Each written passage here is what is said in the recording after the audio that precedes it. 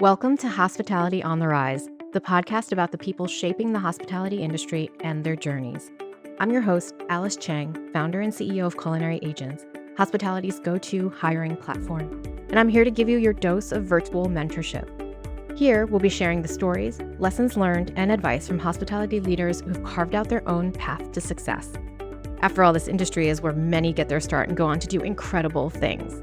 Whether you're a pro, starting out, or just love the hustle, this podcast highlights what makes hospitality extraordinary: the people. We're so excited to have Liz with us today. Liz Murray is Chief Operating Officer of the Marlow Collective by Andrew Tarlow and Mark Firth, a wonderful collection of restaurants here in Brooklyn and now also Manhattan Island, on the island. True. And co-founder of More Coalition, which we're going to hear more about. No pun intended, but intended. And on the board of directors for a series of organizations, and I'll name some of them: New York City Hospitality Alliance, New York City Small Business Services Hospitality Council, Emma's Torch Culinary Council, et cetera, et cetera. So, Liz, welcome. Thank you. It's great to be here. We're so excited. Like I was saying before I hit record, this is just a casual. Let's just talk about all the things because there's not enough time to cover everything that you're working Everything. on. So let's pick and choose some things. Um, and start from the very beginning. So how did you get into hospitality? Yeah, it's a crazy story. I love that we've never talked about this so that I can tell you the story for the first time. It's funny the paths we go on to become who we are, this long and winding path. I think um I've been listening to other people you've hosted and the great stories of like, I knew at 5 I wanted to work in the industry, or like I came up to my parents' restaurant, but I thought I was going to be an economist. I went to school for economics and I went straight into a PhD program for economics and got about a year in and was like, "Oh my god, if I have to sit in a windowless room and do really challenging calculus and matrix algebra for the rest of my life, I'll lose my mind." And I had an incredible professor, mentor in the program, and we took a walk, and he said, you need to figure out if you want to be the one. I'm studying development economics. You need to figure out if you want to be the one in an office somewhere deciding where the mosquito nets go, or if you want to be the person on the ground handing out the mosquito nets. And I was at that instant, I was like, oh, dude, I'm the person on the ground handing out the mosquito nets every time. Um, so I left graduate school. I have an incredibly supportive family, and they were like, "You're gonna do fine. You're gonna be great. If this isn't the thing, then this isn't the thing." So probably not what they anticipated I would do next. I moved to a surf town on the coast of Mexico. I'm a Texan, so I was in Texas, and I moved to Mexico, and I was like, "I'm just gonna take a year and travel, and chill out, and sort of soul search and figure out what I want to do." So in the afternoons, I would sit in this like punk rock surfer beach bar owned by this woman named Kristen from Philly. She was like 26 and owned a bar in Mexico. It was kind of insane and crazy and wonderful. And one afternoon, one of the bartenders didn't show up. And I was sitting there reading, and she was freaking out. And I was like, I don't know, just teach me how to do it. And she was like, "What are you talking about?" And I was like, "It can't be that hard. You're like popping Pacificos and making margaritas. Like, I could do that." She was like, "Okay." So she taught me how to bartend. And that was, I mean, I'll never have an experience like that again. It was just madness and craziness and, uh, like touristy beach towns are in Mexico. So I did that for about 6 months and then came back to the States very briefly before moving to New York. And I got here with my partner at the time, and I'd been here for about 2 weeks. And he was like, "Dude, you have to get a job." And I was applying for jobs in development economics and doing land rights work, which is what I was intending to do in grad school. And like, shockingly, no one was giving me a job. Um, so this is pre-culinary agents. I got on Craigslist, right? And I was like, okay, well, I asked all my friends, where do you get a job? And they're like, just get on Craigslist and find something. So I found an open call, and I showed up to an open call. And this is really, there have been some pretty lucky breaks along the way, but the luckiest was probably that walked into this restaurant for an open call, and I knew nothing, right? I had no lay of the land, like, nothing. It could have been anywhere, right? But I walked in, and it was, Walker Stern and Joe Grodnick of Battersea, the, wildly Mhm. successful, lines around the corner, restaurant, and they were opening their second restaurant, Dover, and the people I interviewed with, um, Luciana Attilio and Christina Gramley, they were industry vets. In the weirdest turn of events, Luciana had just gotten married in the tiny beach town next to the tiny beach town I lived in Mexico. It was just like the stars It was aligned. meant to be. It was meant to be. But just crazy to be surrounded, to like show up for an open call knowing absolutely nothing and go to work for people who'd been at USHG.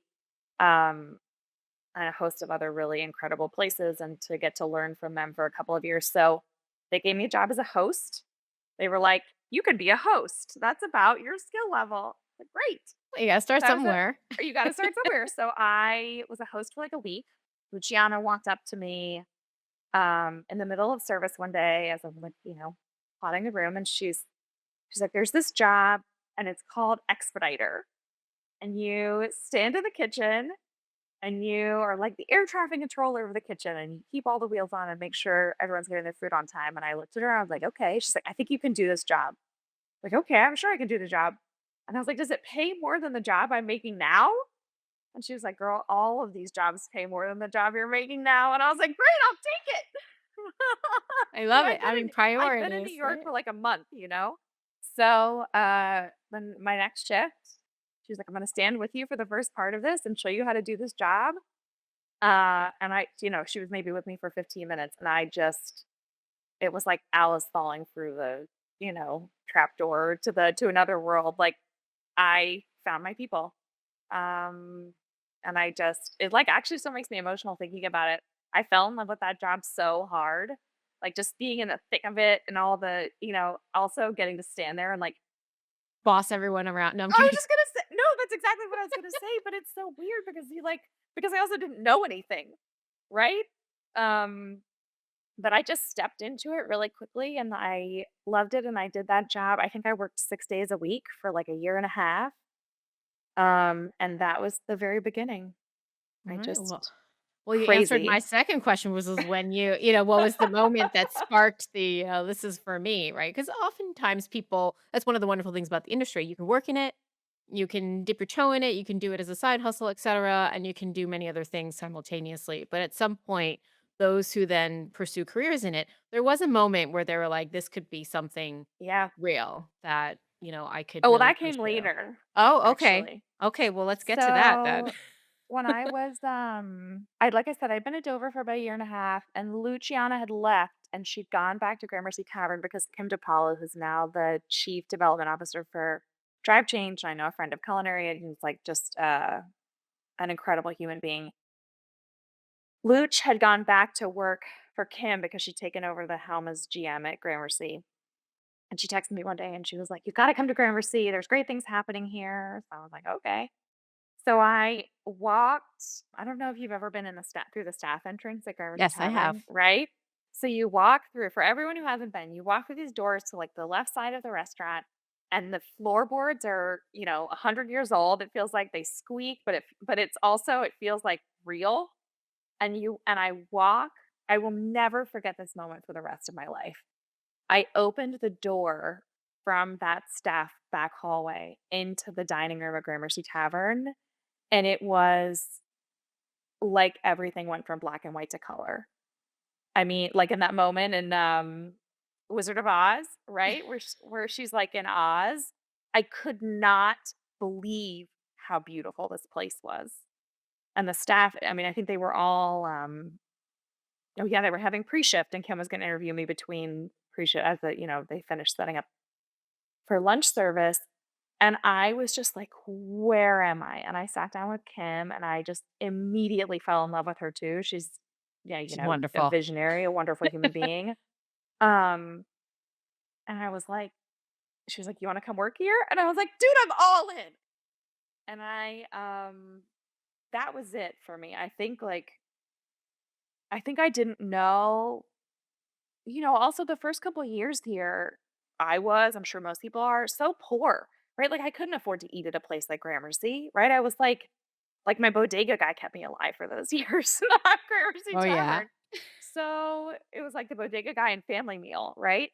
So the idea that I like didn't even know, right? That it was possible that something like this beautiful and incredible and a team like that was even possible. Um, so that was the moment, really. Like I said, I would just never forget it, That was walking morning. I in love there it. for the first time. Yeah. Okay. So now you're committed. This is the industry. This is the place for you, Yep. and you're working. You started there as a Back waiter. back waiter. Yep. Okay.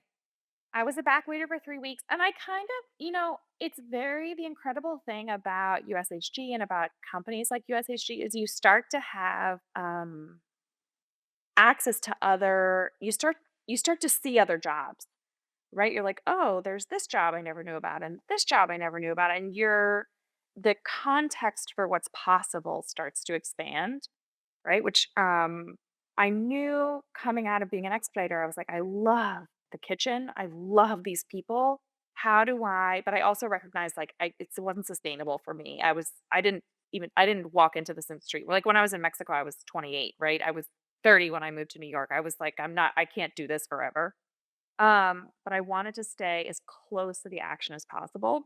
So, Union Square had just start rolled out a new position called a people operations manager, and they were embedding them in the businesses to do really people operations and HR and that kind of support inside of the businesses. And the woman, Rachel Nemeth, who now owns Opus, um, the woman who had that position was going with Mike to open Untitled.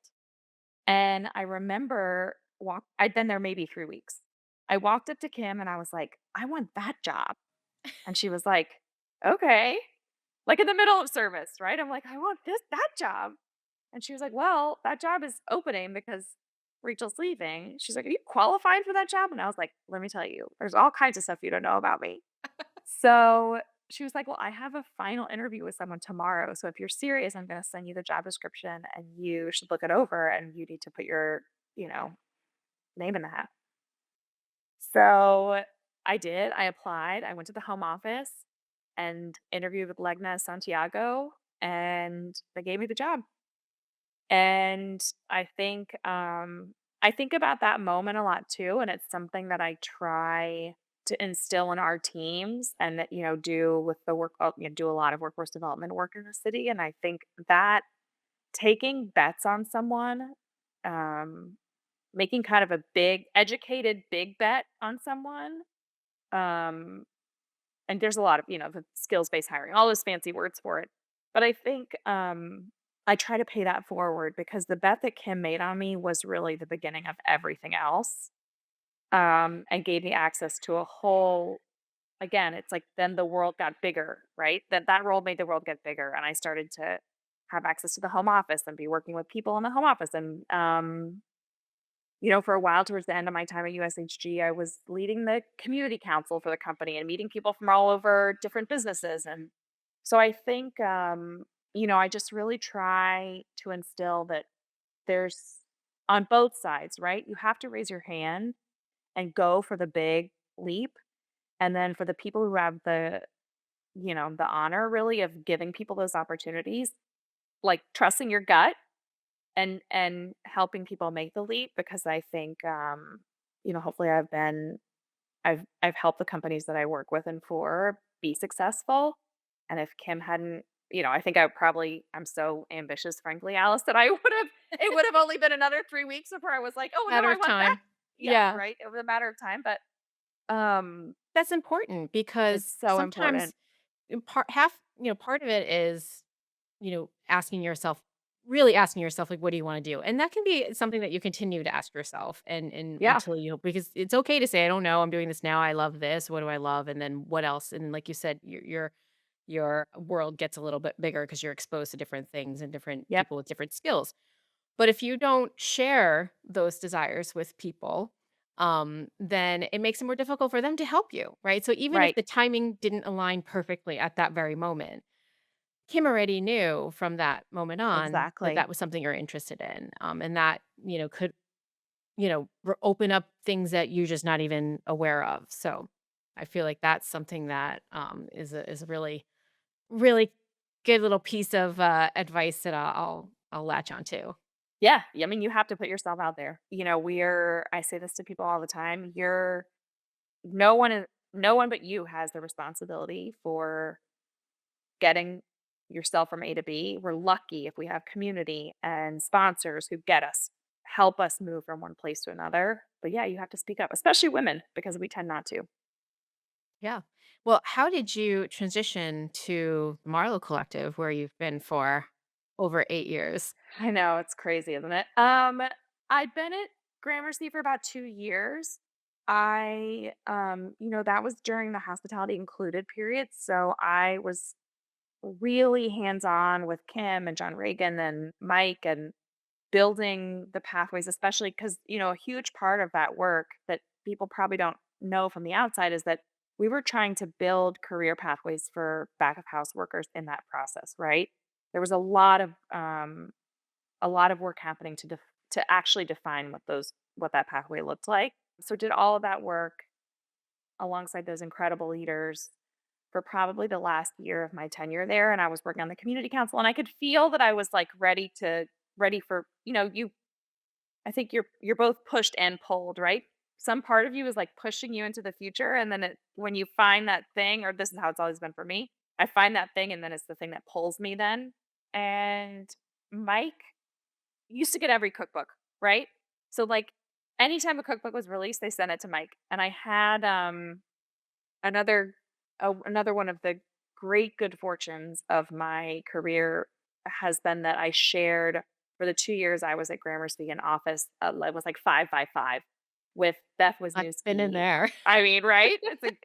I have a lot of love for that space. With Beth Wisniewski, who now, runs, regional recruiting for Cane's Fried Chicken, right? Like, just and people who've gone on to have incredible careers. Anyways, we would be the ones receiving all of these cookbooks, right? So we get first, and then they'd go on this whole bookshelf that cooks had access to. It was really very cool. So Andrew's book came that was when Dinner at the Long Table came out right before I applied for the job. And um I remember looking through it and thinking, wow, this is cool. This is like a different kind of community and a different way to think about a group of businesses, right? And how they all weave together. And um, so I thought, it's a long shot. Leah was leaving here to go, I think, to Open Hearts, actually, Leah Nick. And I just copied and pasted my resume in the body. Like, don't do that. But I copied and pasted my resume into the body of an email and hit send. And they interviewed me. And offered me the job, and they were in the process also of gratuity free, so I think having the experience that I had at Gramercy of hospitality included and that whole process probably really helped me get the job, but, and made the leap, Yeah. you know? You've done incredible things since, and have grown with and have grown the group as well. Yeah. And so but you didn't jump right into chief operating officer. You Nope. worked your way up to that as well. Yeah, so I was hired as the HR communications director, I think, but obviously, of course, all of us are wearing a million hats because these are everyone who's listening to this probably knows that feeling. Mhm. Um, and so I was doing operations and HR and communications and really, the first year just getting a lay of the land, right? I was walking into a group that at the time was already almost 20 years old. So it took a long time to just kind of get my footing. And then I bet we went through gratuity free here, took another business live, um, really tried to make that work for a year, went through that process. And then very shortly after we, publicly decided that we were going to end that experiment of gratuity free, COVID hit. And the period Andrew and I had always worked really closely together, but the period of COVID um, really shifted our relationship. And um, yeah, I think I recognized that I was doing that role, and I went to him and said, "I'm your COO." I mean, advocate for yourself, right? It's it's I'm your COO, and I want the title. And he was like, "What does that even mean?" And I told him, and he was like, "Oh yeah, you do. You already have that job." And I was like, "Yeah, I do." And now and I want the title, and I want everything that comes with that. So yeah, it was very natural. I think this was a place. Of course, how can you know really when you walk in? I've never been. I think now I would be, but I at the time, even when I came here, I was not like, "Oh, I'm going to do all this research and I have a plan." I was still just like, "Oh, okay." So I think he and I are incredibly different in our process, but the place we're trying to get is often the same. And so that communication and partnership was just, uh, especially after the first couple of years, it really, like I said, it changed around COVID, and it was just very natural. So I've been incredibly lucky. He gives me so much leeway, and so much space to learn and practice, and the grace of that, right? I think, yeah, I've just been very lucky here. you know, I would say sure, luck probably is a piece of it, but Yeah. your skill and your dedication and your, hard work and all those other things Yeah. didn't hurt, right? So, I think part of being a leader and a respected one and a long lasting one is recognizing other leaders or recognizing gaps that you may personally have or that you need and you want others to fill them, right? So Yes. clearly like you said you guys work really well, but you're different. Um, you know, sometimes those make the best types of Yeah, partnerships to make sure that definitely. you've got everything covered, right? Because Definitely. especially with as many restaurants that you'll run together and, the different types of projects and all these things, Yeah. and the people you hire, the people you meet, the guests you serve, they're all different. Very. Yeah, very. I mean, we have, and the company at this point is half of our businesses aren't restaurants, right? They're food businesses, but they're not. I mean, one of them's we're general contractors, right? Like, so, I'm the diversity of the company and what we offer. Yeah, I mean, the difference is really helpful. We also have, my our HR business partner, Megan Niggles, been with the company 6 months longer than I have. Jackson Kwong, our CFO, came from years at Italy. Emma Kramer, who's our ops and accounting. We just have Crew Bolt, who runs the facilities for all of our businesses, right?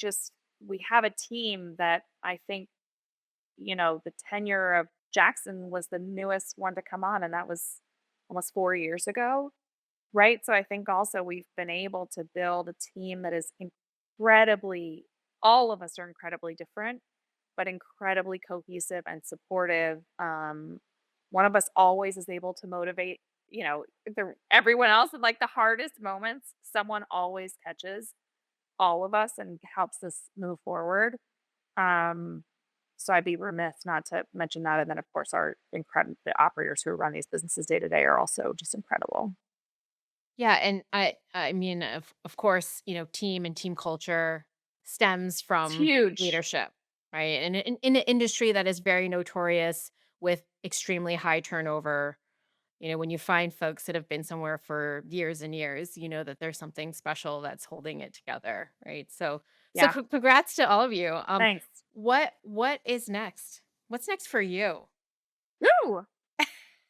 We Um, love talking about the team, but let's bring it yeah, back what's to next you. for me? I mean, we're in the midst of um starting, again, post COVID in 21, 22, really thinking about what this company is going to look like for the next 20 years, right? Taking a legacy institution in the city and continuing to keep it relevant and curious and creative and imaginative about what is possible. So, you sort of mentioned this at the top of our conversation, but um We just opened up our first restaurant in Manhattan in October. It just opened for lunch on yesterday. Oh, get Um, your reservations if you get your can. reservations. So, but that's just one piece. That's our that's the restaurant work we're doing. We also moved. We run She Wolf Bakery, this beloved. Yeah. Also, becoming an institution in the city. We were in a manufacturing space in Greenpoint. We spent 2 years working with the city to build out a space in at Building 77 in the Navy Yard. So that business has just moved to the Navy Yard. We're in a couple weeks going to open the first like a brick and mortar version of that, right? Because all those spaces in Building 77 have these great little cafes. So we're imagining sort of what She Wolf looks like if in that guest spacing, because right now we're in green markets and wholesale, but So excited. right. So there's that. We had this great, very small, very special jewel box of an event space in Red Hook that we sort of lost close in 2020, in this January 22, and spent a couple of years looking for a place for a new home for that business. And just a couple weeks ago, opened Newcastle and down the street from Vinegar Hill House. It's a penthouse loft overlooking the water, gorgeous event space. So that will now be the anchor for our catering and events company. So, right, I mean, I think in the continuing in the history of this company, it's not just about restaurants. It's about all the way that the expression of how we view hospitality and all the different ways that we can bring that to market or bring that into communities. Um, because I think we've seen over time as, COVID really played this out, that the diversity across our company has been incredibly valuable for us. It Yeah. continues to give people room to grow and room for the company to grow. Yeah, that's a great point. I was actually gonna ask if the perspective shifted a little bit post COVID as far as growth and projects and what projects that you were all looking at and looking towards. And you just answered that. So you're just answering my questions before they even come out of my Yeah, mouth. right. I mean, I I'm like, think I don't also even know what I'm doing here. I should just sit here in silence and just let you keep talking. we're optimists, right? Like I think there's a couple ways to come. I mean, of course, everyone came out of COVID and it really changed in some capacity. Right, but I think getting through that period and our company got stronger and we had, I think post-COVID, that the 2 years post-COVID were probably the highest concentration of management talent we'd had in a long time. So we felt we came out of it feeling really resilient and hopeful and excited about what, again, the next 10, 20 years of this company looks like. And so, yeah, I think it was a catalyst for a lot of what we're doing now. And of course, because the real estate landscape changed, we had opportunities, right, that we wouldn't necessarily have had pre-COVID. Things loosened up. So it was, we were able to take advantage of that, which has been really helpful. Yeah, no, well, that's a perfect segue into quick fire questions. Ooh, What advice would you tell your younger self? just enjoy every second of it, you know? Probably not. What's your advice for someone struggling in the industry with whether or not this industry is for them? I think probably explore, right? I think that's kind of why I said my advice to my younger self would be to just enjoy every second of it. I think there's and the atmosphere sort of does this, right? I feel like maybe pre how the internet is now, it feels like it must have been easier to just sort of let your life unfold kind of. I think there's a lot of pressure now to like know your path. I mean, just to be really blunt, like I don't have any grand plan, right? I definitely am and probably will be for the rest of my life a build the plane as I fly it person. I'm extremely curious and I'm extremely curious about things outside of the industry, which has helped. But I think exploring and staying curious about what's possible in this industry and outside this industry, right? This doesn't have to be for everyone forever. Um, but I think if you're struggling, it's a data point. And I think if you dig a little deeper into why that is, and also the flip side, explore what you really love about it. I think and maybe we've talked about this before, Alice, but there's so much that you learn. Hospitality is an endlessly applicable skill. And so I think also, I think that's probably the thing that people love about this work, and that there's the things that make it really hard. It's hard, right? It's hard, very hard work, sort of forever. So yeah, I think I would just say find the things you do love about it and explore how you can apply the skills that you've picked up in this industry to other industries that might make you happier, more fulfilled, or give, I mean, work-life balance isn't even a thing as far as I'm concerned, but I have a friend who says she strives for work-life integration. And I'm like, ooh, yes, it's Yeah. good. That's a common theme too. It's like, Right? because the word I mean, balance, yes, balance kind of implies there's some sort of equal Yeah. something. Um, but everyone is just, once they reach their acceptance of, like, as long as you're true to your own priorities and you make time and room and space and it Yes. works in your way and you feel Yes. fulfilled and happy and, like, Whole. calm, yeah, Yeah. then you're good, right? Yeah. And if you're off, then you just kind of reshuffle some things and make sure that your priorities are still the ones that are, your Yeah. priorities, and you're making time for them. I also, and I don't know if you ever feel this way, but it's like I'm very cognizant of the fact that we have like 25 years maybe where you're going to make really big impact, right? It's like these are the years that I have in my life to do all the shit I'm trying to do, right? In the work life, right? I mean, of Yeah. course, life is this whole beautiful, Yeah. incredible journey. But I'm cognizant that there will be a point where I'm like less relevant or I'm just not at the cutting edge of something. And so in these years that I have where I have the energy and I have a vision, right, for what's possible, I just am like my foot, and I kind of drive this way anyways, but like my foot just pushes on the gas. Yes. Yeah. How can you not, right? It's Yeah. like Because you even got if one you're shot. yeah, and even if that window passes and you're still relevant and you still have all, like, there comes a time, because yes, I think about this too. I don't know if it's a female thing, but I mean, I'm Yeah, I like mean planning and I'm always like, okay, like, chunking my life in, but then it's like, am I gonna want to? Am I, Yeah, do you spend your totally. time in different chunks? If you look at your span, 'cause I just had a milestone birthday, and it's like, okay, well, for X amount of years, I'm glad that I did my 80, 100 hours a week and Yeah, slept in the office, and because I don't want to do that anymore, right? exactly. I wanted to Exactly. earn the right for myself to be like, I don't wanna do that. Like, and I Yeah. don't have to. Yeah. And I feel really good about that, because for many, many years, I said yes to everything. And I did bring, coffee and wipe the tables, even though I was the one running the presentations, and, Yep. you kind of just do everything. You observe, you learn, you grow, you Yep. meet people, you keep yourself motivated, you motivate others, you give back, and then you get, like, chill.